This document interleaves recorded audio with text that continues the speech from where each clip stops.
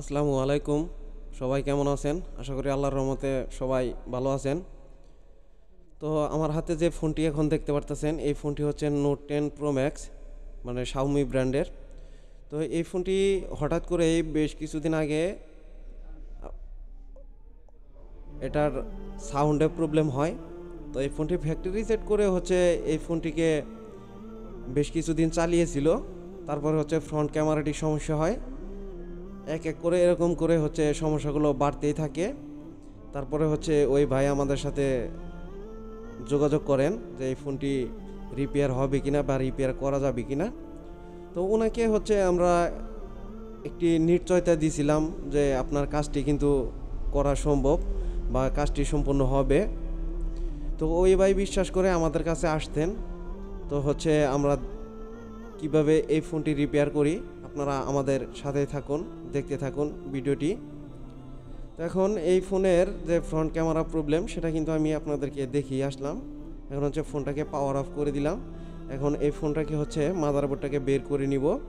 আর এই ফোনগুলোতে কিন্তু রিবোলিং ইস্যু আছে, এ বিষয়ে অনেকেই অবগত রয়েছেন। তো এটি অবশ্য ফোনটি ইনটেকে ছিল, অন্য আর একটা টেকনিশিয়ান ভাই খুলেছিল যে হয়তো নর্মালি কোনো প্রবলেম কিনা।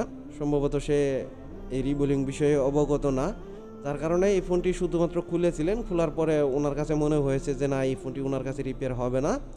তারপরে ওই টেকনিশিয়ান ভাই হচ্ছে আমাদের কাছে রেফার করে দিয়েছেন যে এই ভাইয়ের কাছে যান, এখানে গেলে আপনি সঠিক একটি সমাধান পাবেন। তো আপনারা আমাদের ভিডিওটি মনোযোগ সহকারে দেখতে থাকুন যে আসলে এই ফোনটি রিপেয়ার হয় কি না। তো এখন মাদারবোর্ডটাকে আমি ফ্রেম থেকে হচ্ছে বের করে নিচ্ছি। তো এই ফোনগুলো হচ্ছে উইদাউট ডেড রিস্কে আমাদের কাছে থেকে কাজগুলো করে নিতে পারবেন। 40 থেকে হচ্ছে 45 মিনিটের মতো সময় লাগে, যেগুলো সিঙ্গেল আইসি। সিঙ্গেল আইসিগুলো হচ্ছে রিবোলিং করতে 40-45 মিনিট এরকম সময় লাগে। তো আপনারা কিন্তু আমাদের এখানে বসে থেকেই কাজগুলো করে নিতে পারবেন, কারণ হচ্ছে প্রতিনিয়ত আমরা এই কাজগুলোই কিন্তু করতেছি, যার কারণে হচ্ছে সময়টা আমাদেরকে অনেক কম লাগে। এখানে স্টিলের একটু ঢাকনা কেটে নিতে হবে, তা না হলে আইসিটা বের করা যাবে না। আইসিটা বের করতে গেলে কিন্তু প্রবলেম হইতে পারে।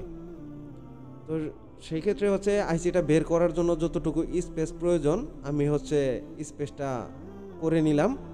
তো এখানে যেহেতু একটি ইউএফএস আইসি আছে, এই আইসিটাকে হচ্ছে আমি হিট সিঙ্ক দিয়ে সেভ করে নিলাম, যাতে করে হচ্ছে এখানে হিটে ক্ষতিগ্রস্ত না হয় বা ইউএফএস আইসিটা রিবোলিং না করে দিতে হয়।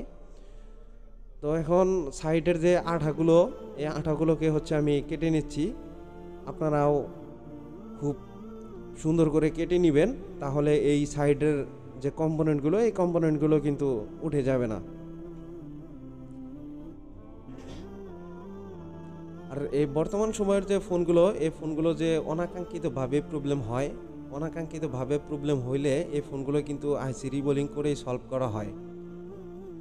তো আমাদের চ্যানেলের ভিডিওগুলো অবশ্য যারা নিয়মিত দেখেন, অবশ্যই আপনারা কিন্তু এই বিষয়গুলোতে অবগত থাকবেন। এখানে হচ্ছে 350 ডিগ্রি তাপমাত্রা আমি এখানে সেট আপ করে নিয়েছিলাম আমার হটগানের। তো দেখুন আইসিটা কিন্তু আমি স্মুথলিভাবে কিন্তু উঠিয়ে নিলাম। আর এইখানে হিটের পরিমাণটা যদি বেশি হয় তাহলে কিন্তু মাদারবোর্ডটি কিন্তু ফুলে যেতে পারে। আর শাওমি ব্র্যান্ডের যে মাদারবোর্ডগুলো, এগুলো কিন্তু হিটের তারতম্য হলে কিন্তু ফুলে যায়। আর এই মাদারবোর্ডগুলো যখনই ফুলে যাবে, এই ফোনটি হচ্ছে চিরতরে নষ্ট হয়ে যাবে, এই ফোনটি কিন্তু আর কখনো রিপেয়ার হবে না। তো ইনশাল্লাহ এই ফোনগুলো কিন্তু আমরা এক চান্সেই রিপেয়ার করে যাচ্ছি দীর্ঘদিন যাবৎ। তো আমাদের চ্যানেলের ভিডিওগুলো নিয়মিত সবাই দেখবেন, তাহলে হচ্ছে আপনারা অনেকেই ক্ষতির হাত থেকে কিন্তু বাঁচতে পারবেন।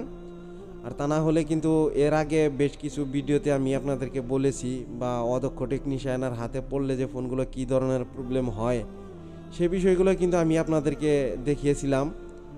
তো সেই বিষয়ে অনেকেই অবগত রয়েছেন। তো এখানে হালকা একটু গ্লু দেখা যাচ্ছিল, এই গ্লুটাকে হচ্ছে আমি সরিয়ে দিলাম, তা না হলে এই বলগুলো কিন্তু সমানভাবে নিষ্পত্তি হবে না। আর নিষ্পত্তি না হলে কিন্তু এই আইসিটা কিন্তু এখানে লাগাইতে গেলে কম বেশি হবে, এখানে সঠিক স্থানে বসবে না। তো আমি সবসময় হচ্ছে যে কোনো একটি কাজই আমি এক চান্সেই কাজগুলো করার চেষ্টা করি, কারণ এক চান্সে এই কাজগুলো হচ্ছে উঠাইতে পারলে বা কাজগুলো যদি সুন্দরভাবে সাকসেসফুলি রিপেয়ার হয় তাহলে কিন্তু ঝামেলা ছাড়াই অনেক দীর্ঘদিন কিন্তু লাস্টিং করে এই ফোনগুলো।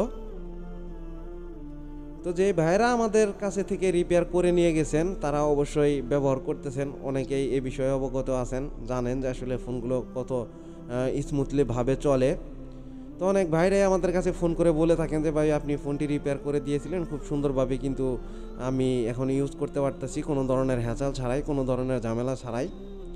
তো এখানে দেখুন সাইডে কিন্তু আরেকটু আঠা দেখা যাচ্ছে, কারণ হচ্ছে মাদারবোর্ডটাও হচ্ছে ব্ল্যাক এবং কি এখানে যে আইসির নিচে যে পেস্ট ব্যবহার করা হয়েছে এই পেস্টগুলো হচ্ছে ব্ল্যাক, যার কারণে হচ্ছে এটি দেখতে কিন্তু একটু হচ্ছে প্রবলেম হয়।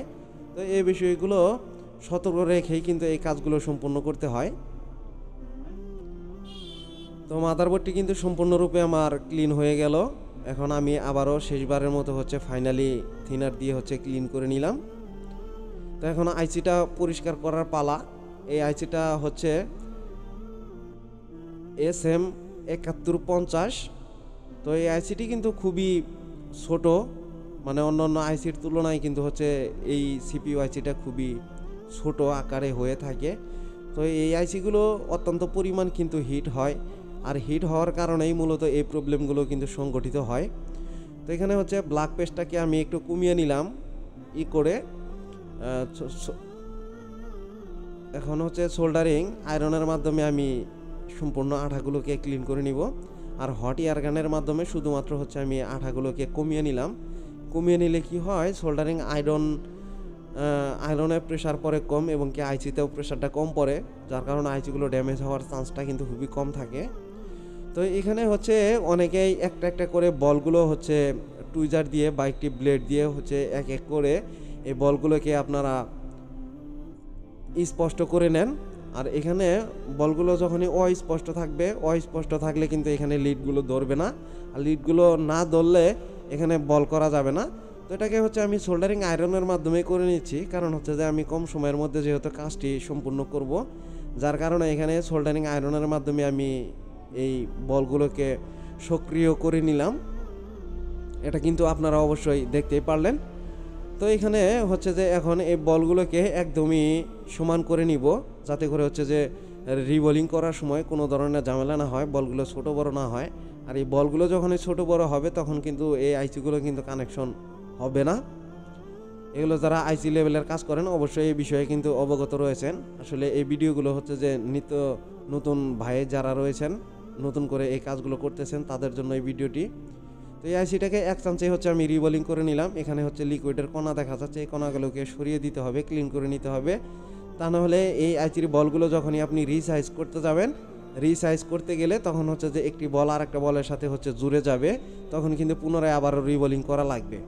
তো এখানে হচ্ছে আমি আইসিটাকে সম্পূর্ণরূপে ক্লিন করে নিলাম এবং কি এক চান্সে রিবোলিং করে নিয়েছি। এখন হচ্ছে এই আইসিটাকে আমি সম্পূর্ণরূপে ইনস্টল করে দেখবো যে এই ফোনটি চালু হয় কিনা, এবং ক্যামেরা তারপরে হচ্ছে সাউন্ডের যে প্রবলেম, এই প্রবলেমগুলো সলভ হয় কিনা। তো আমাদের সাথেই থাকুন, আমাদের ভিডিওগুলো না টেনে অবশ্যই ফুল ভিডিওটি দেখুন, তাহলে অনেক কিছুই আপনারা এখান থেকে বুঝতে পারবেন, শিখতে পারবেন। এই আইসিগুলো আসলে রিবোলিং করতে গেলে যে একটি সাহসের প্রয়োজন হয়, সেই সাহসটি কিন্তু আপনারা হচ্ছে পেয়ে যাবেন। তো দেখুন আইসিটি কিন্তু সঠিক স্থানে বসিয়ে নিতে হবে, সঠিক স্থানে বসিয়ে নিয়ে তারপরে হচ্ছে এখানে হিট প্রয়োগ করতে হবে। আর এখানে একটা আইসি উঠানোর সময় যেই পরিমাণ হিট লাগে, একটি আইসি উঠিয়ে আবারও রিইনস্টল করার সময় কিন্তু এই আইসিতে হিটটা কিন্তু কম দিতে হবে, তাহলে আইসিটি কিন্তু ড্যামেজ হওয়ার সম্ভাবনা খুবই কম থাকবে। তো দেখুন এখানে হচ্ছে আমার আইসিটি লাগানো শেষ হয়ে গেল। এখন আমি মাদারবোর্ডটাকে আবারও ক্লিন করে নিব। এই মাদারবোর্ডটাকে ক্লিন করে এখানে হচ্ছে একটু থার্মাল পেস্ট আমি ইউজ করে দিব।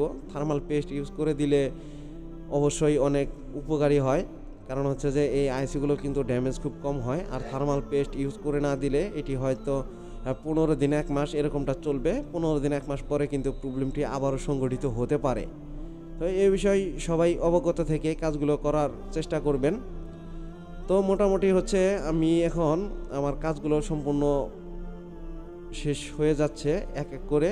এখন আমি ক্যামেরাগুলোকেও ফিটিং করে নিব, কারণ হচ্ছে এই ফোনটি সম্পূর্ণরূপে চালু হয়ে যাবে আমি আশা করি ইনশাল্লাহ। তো আসলে যখন আমরা এই মাদারবোর্ডের কাজগুলো করি তখন কিন্তু আসলে আমরা বুঝতে পারি যে এই ফোনটি রান করবে কি করবে না এই বিষয়ে কিন্তু আমাদের যথাযথ একটি ধারণা কিন্তু রয়েছে। আর এই কাজগুলো আমরা উইদাউট রিস্কে করে করে যাচ্ছি, কোনো ধরনের রিস্ক কিন্তু আমরা নিচ্ছি না। আর সারা বাংলাদেশ থেকে যে ভাইয়েরা আমাদের কাছে ফোনগুলো পাঠাচ্ছেন তাদেরকে অসংখ্য ধন্যবাদ। আবার আমাদের পার্শ্ববর্তী যারা আছেন তারা কিন্তু আমাদের এখানে বসে থেকেও কাজগুলো করে নিয়ে যেতে পারবেন, যেগুলো রিবোলিংয়ের।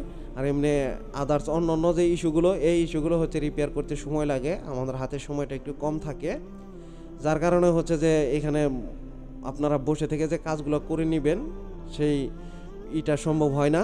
কারণ হচ্ছে যেগুলো রিবোলিং বা সিপিইউ জনিত প্রবলেম, এই প্রবলেমগুলোই আপনারা এখানে এসে বসে থেকে কিন্তু কাজগুলো করে নিতে পারবেন। তো ইনশাল্লাহ ফ্রন্ট ক্যামেরা এবং কি সাউন্ড কিন্তু ঠিক হয়ে গেল, এটি কিন্তু আপনারা আমাদের সাথে থেকে দেখতেই পারলেন। এখন এই ফোনটাকে স্ক্রু লাগিয়ে সম্পূর্ণরূপে হচ্ছে আমি ফিটিং করে নিব, তারপরে হচ্ছে কাস্টমারকে একটু সময় আমরা চালিয়ে দেখাবো, তারপর হচ্ছে এই কাস্টমার বাইকে আমরা ডেলিভারি দিব। তো আসসালামু আলাইকুম, সবাই ভালো থাকবেন। আমাদের ভিডিওগুলো ভালো লাগলে সবাই শেয়ার করে দিবেন।